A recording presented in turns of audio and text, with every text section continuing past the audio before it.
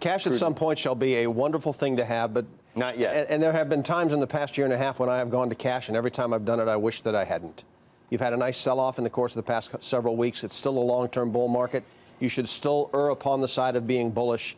Yes, eventually cash shall be a wonderful asset to have, but not right now. I don't know, 220 on the 10-year, and as we talked about it yesterday, the 220 didn't come from global forces. It came from domestic forces, no question. Fell below 220 yesterday.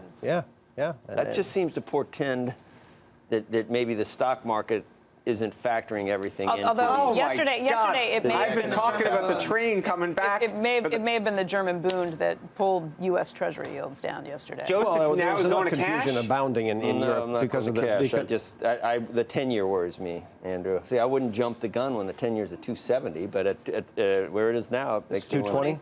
Can it go on?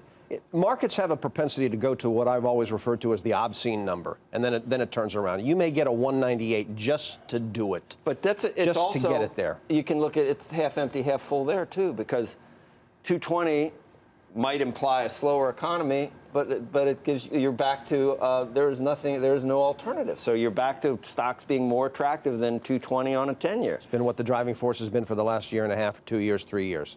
We may all disagree. We may find stock prices to be egregiously overpriced, and by price to earnings multiples they are in fact, but nonetheless, if you fight the trend, it has cost you money. I've done it. I've fought the trend, and every time I've done it, it's cost me money. I've had to come back and buy it later. I trade only for my own account. I'm up for the year, and I find it difficult to buy stuff, but I have to. You have no choice.